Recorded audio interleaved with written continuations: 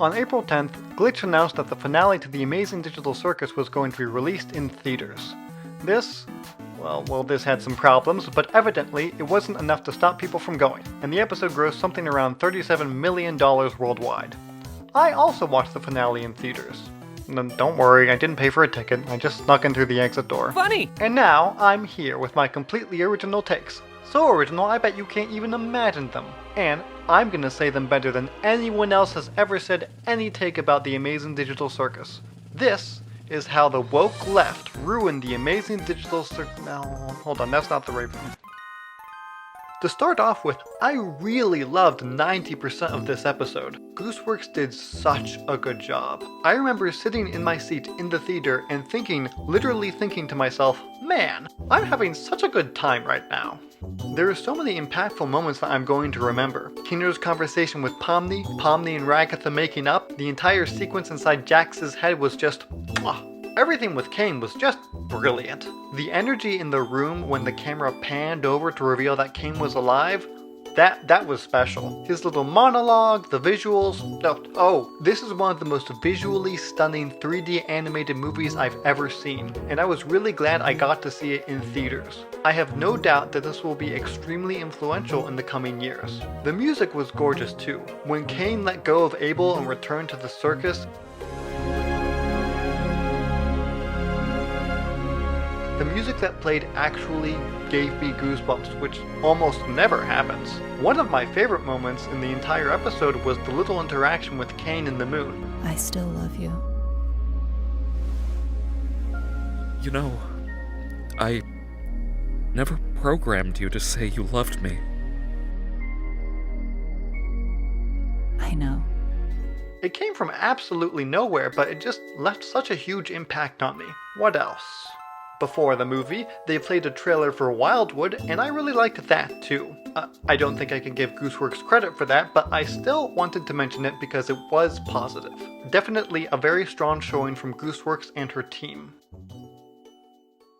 And while I loved this as an episode, and I loved a lot of the moments in Abstraction, funny! I feel like it fails to deliver as a finale to the show. I remember after I left the theater, I went for a little walk, and I just remember thinking, hold on. Hey, wait a minute. The first issue I have with the final act is that, apart from Kane, none of the characters really affect the outcome of the story in any kind of meaningful way. I guess you could say that Pomni and Ragatha chose to be hopeful and to try and comfort the other humans, but that doesn't feel at all significant because this is the third time in 3 episodes that the group has decided to stick together and to not give up. Oh no, we're not getting out of the circus. Well, we can't give up. Oh no, the circus is falling apart. We can fix it because we're not alone. Oh my gosh, Jack's abstracted. Hey guys, I have a crazy idea. No one makes any significant choices that matter. The exception to this is Kane, who goes on a little monologue about the magic of free will before proceeding to make the only decision of consequence in the episode. The outcome of the show was exclusively determined when Kane decided to give up his power. It really takes a damper out of the impact of the ending if none of the characters have any agency in what happens to them. You could basically cut the first half hour of the finale, and nothing of consequence would have been lost. Jack's emotional breakdown post-abstraction doesn't go anywhere, nobody really changes or learns any new lessons over the course of the episode. To be clear, I like the first 30 minutes, and I love the part with Jax's backstory, but it didn't amount to anything, neither did Pomni's decision to be kind to him. You could have had the episode start with Kane realizing he messed up, and everything still would make sense. Nothing that Pomni sees in Jax's mind impacts her decision-making process later on. She doesn't really make any decisions, apart from storing Jax in the little tent, but I certainly wouldn't call that decision significant. Secondly, I don't like that they stayed trapped in the circus. I understand that was like the point of the show and Gooseworks' vision, and I respect it, but I still don't find it particularly satisfying. As a side note, I think it would have been cool if they tweaked how everyone came to be in the circus. In episodes 8 and 9 of Season 4 of Doctor Who, there's a character named River Song who sacrifices herself to save everyone. But aha! The very clever Doctor has saved River Song's consciousness to his little screwdriver, and he uploads it to a virtual reality that exists on the planet. It's a long story, not important. In this way, he saves her from being truly dead. I think it would have been neat if they did a similar thing here. We have Scratch with his tumor, and Gangle was implied to have been hit with a bus. She's made a good recovery in the hospital. But what if all the characters were terminally ill or dying, and the only way Scratch could help them is by uploading their consciousnesses to the circus? The only way they could be saved is by being given this artificial life. Anyway, that's beside the point. I'm not criticizing the show for not doing this, I just think it would have been an interesting play on them staying in the circus. This is Gooseworks' vision, that all the members of the circus are clones and that they stay trapped in the circus and they need to find a meaning within that. And I would have had less of a problem with this ending if I felt like I got something out of it. I mean, don't get me wrong, I enjoyed it very much, but what was the point of the story? After 9 episodes, what did I get as a return for not only my time, but also all the emotions I invested in the story and these characters? Did the situation the characters were in get any better? Well, as a result of Kane relinquishing control, the humans received more agency over what happens to them in the circus. And while that is positive change, it's also not a change that the humans created. That was all Kane, unless you count Kaner failing to accidentally delete Kane, which has 2 levels of unintentionality to it. Additionally, it's also not a lot of positive change. They're still trapped in the circus forever, right? Sure, they have more control, but it's like they can get whatever furniture they want in their prison cell. They're still in prison. That doesn't feel like enough of an improvement to justify a narrative. So, maybe if it's not situational change, maybe it's emotional change. Maybe I got to watch some significant character progression. Is anyone in a better place emotionally? Well, I guess Pomni, Ragatha, and Gangle are a little bit more confident in themselves. That's good. And I guess Zubal's a little less prickly, so that's nice too. Aren't you supposed to be miserable about your ability to choose your own body or something? I've been starting to think that maybe the ability to change is fine. How about that? Pomni gets less paralyzingly anxious, that's true. But that happens by like episode 3. I don't think any one of them adjusted as quickly as you did. And while these are positive changes, they aren't substantial enough to make me feel like I was watching a satisfying story. I was kinda hoping for more for these characters. The only person who experiences significant change is Kane, and while there is a progression throughout the show of him getting more and more frustrated with the humans' lack of enthusiasm for adventures, he doesn't really become a 3-dimensional character until the last 2 episodes, so his character arc definitely can't be the core of the show. Nothing? Nothing. What does that mean? The show is about nothing. Well, it's not about nothing. No, it's about nothing. Well, maybe in philosophy, but even nothing is something. Alright, well, maybe nothing is a little harsh. Okay, well, maybe the characters, and by extension the audience, learned a lesson as the result of the narrative. Let's see, I suppose they learned to resign themselves to the fact that they're stuck here and they're never going to leave, so they'll just have to make the best of it. Oh gosh, I hope that's not the main takeaway of the show. That sucks. I don't want to watch a story about that. Really sucks. Maybe... Hey! Okay, maybe the lesson they learned is, in a world where nothing changes, the only things that matter are the connections we have with the people around us. You've made a mark in my life. That's where true meaning lies. We're all in this together. In this world, the worst thing you can do is make someone think they're not wanted or loved. Yeah, okay, I like that. I watched a show about people learning that the most important thing is each other, and you need to watch out for one another no matter what. Cool. Hey, remember when Zubal said, We're not gonna have you wandering off alone somewhere and abstracting or something. remember when she looked into the camera and said those exact words? The bunny song is how all my employees will show just how much they love the bunny. How nothing is more important than the bunny. How they do anything for the bunny. And it goes something like this. The way Jax's character was treated was incredibly unsatisfying. And, to be clear, I mean unsatisfying in a bad way, the kind that makes me feel stupid for investing in this character. I know this is probably a cold take, I don't know for sure since I haven't really watched anyone else's reviews, but I feel like Jax as a character was wasted, especially given how much screen time he's given in this episode. The decision to show Jax's backstory doesn't align with how he ultimately doesn't change. The intention of the sequence was to emphasize Jax's role as a sympathetic character. You make characters sympathetic in order to encourage the audience to root for them. It feels frustrating to be shown how unlovable Jax feels about himself, only for that to be the last we see of him. And it's not as though the show treats Jax like, oh, as sympathetic as he was, you can't save everyone. All the circus members pulling abstracted Jax into the tent is treated with big, beautiful music and bright colors, like this is a happy victory, not a bitter resignation. This ending for the character feels especially unsatisfying because it results in the distinct lack of a character arc. Throughout the last half of the show, Jax keeps getting set up like his character is going to go in an interesting direction. At the end of episode 6, it's shown that Jax's treatment of others is a persona that he's desperately clinging to. At the end of episode 7, he criticizes Kane for exhibiting many of the flaws that he himself has. This feels significant because it feels like Jax is confronting himself in a way, and it feels like the show is signaling the start of his character growth. Then, in episode 8, Jax plays a much more active role in helping the other members of the circus. Even when he tries to fall back on his old toxic coping methods, they are half-hearted and are ignored outright. And then, in episode 9, psych! No character arc, no change, he dies off screen. Well, that's not what I wanted. That's not what I wanted at all. And I was sure he was going to get brought back from abstraction because, okay, yes, I wanted him to, but also because it was the most logical and narratively satisfying way to finish his character arc. It's truly bizarre since it really seems like the story was gearing to go in that direction. The pieces were all there, only for the narrative to chuck the pieces in the trash. Everything was set up so perfectly, like the whole thing was some kind of joke. And we were the punchline. We were the amazing Digital Circus all along. Please understand that my desire to see Jax saved from abstraction has nothing to do with how good a person he is.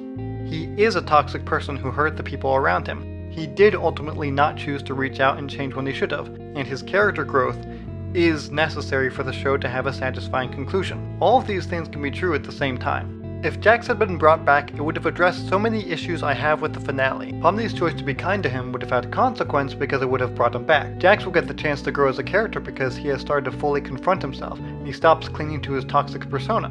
All of the members of the circus helping to undo his abstraction would have helped emphasize and reinforce the message of the most important thing is the connections you build with the people around you. Heck, nothing could have driven home the point of the show more than Jax learning that lesson, because him embracing that idea would involve the biggest change. In narrative, change is impact. And if I do still have problems, I talk about them with the people I trust.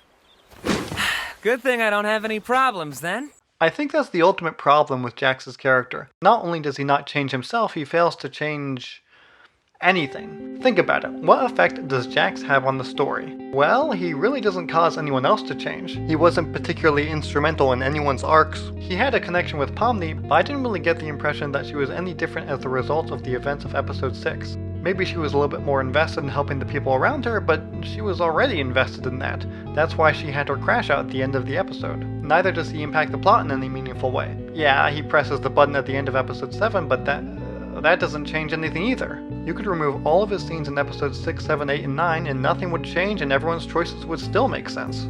I guess I have the same grievance with him that I have with the show itself. What was the point of his character? Even his abstraction didn't really have any meaning. All it results in is Ragatha and Pomni choosing not to give up and stick together, but they were already doing that. I'd be fine with a tragic end if it felt like it amounted to anything, but after the ensemble put him inside the tent, they just kind of forget all about him. No one behaves any differently except for maybe Gangle, who has Having a lot of complex thoughts. the only impact he does have is on the audience. He's an interesting character and the audience was engaged with him, only for all of the emotional investment to not get returned when he fails to complete his character arc. He started as a toxic person, he ended as a toxic person, but we felt bad that he died. I know it's implied that he might get saved someday. Did you need any help with? No, not yet, anyway. We've worked something out. Understandable. But that's not enough.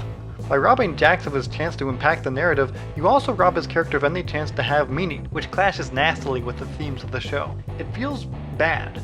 Not in a, oh, it's sad that Jax didn't grow kind of way, but in a, I feel bad that I cared about these characters and wanted more for them kind of way. It's too late. I did this to myself. It's not a tragic character. It's not a subversion of expectations. It feels like an unmet promise. Like I was strung along on the promise that something cool might happen with Jax, only for nothing to happen. He could have abstracted here, or here, or here. Why not? Damn, when I sat down to write this, I didn't expect to be as annoyed as I was. Wah, wah, wah. But the more I think about it, the more frustrated I feel. Gooseworks, how could you? My feelings got hurt. I already know there are going to be a bunch of people that look at this and say, ah, he doesn't understand the show. The fact that nothing changes is the whole point. Jax having no impact is the only way Goose could have ended things. I'm sure there are some of you who actually believe that, but just let me get real with you for a second.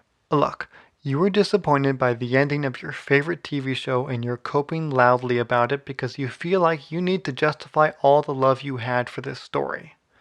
That's fine. It's fine to be disappointed by something you love. It's okay that you feel like that. I was a Sherlock fan when it was coming out. I was there. I know coping. Now, you could argue that Jax's fate is supposed to act as a cautionary tale about not reaching out to the people around you, but if that's the case, the show fumbled the execution. The audience is supposed to root for Jax and is supposed to care about him, and if you expect the audience to invest in this character, you need to make it expressly clear why you are not making a return on the investment. Make the tragedy part of the character clear. But it's not at all clear that Jax is supposed to be a tragic character because he almost completes his character arc, but then just gets interrupted at the last minute, which results in a very confusing sequence of events. Just to rub every mistake I've ever made in my face. You're not supposed to miss me. You're not supposed to love me. This isn't how this is supposed to go.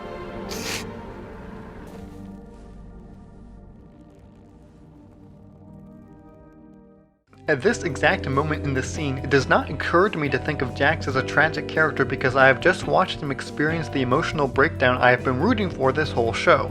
He doesn't feel like a cautionary tale about not accepting connection because he has just accepted Pomni's connection. At this moment in the scene, I am fully expecting him to come back because Jax has none of the hallmarks of a tragic character. He can't be one because he has just overcome his vices. Therefore, as a character with a narratively satisfying character arc, he has to come back. I don't want to go. I know Jax said that it was too late for him, but why would I believe him?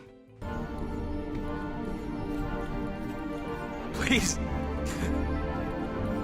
Leave me alone.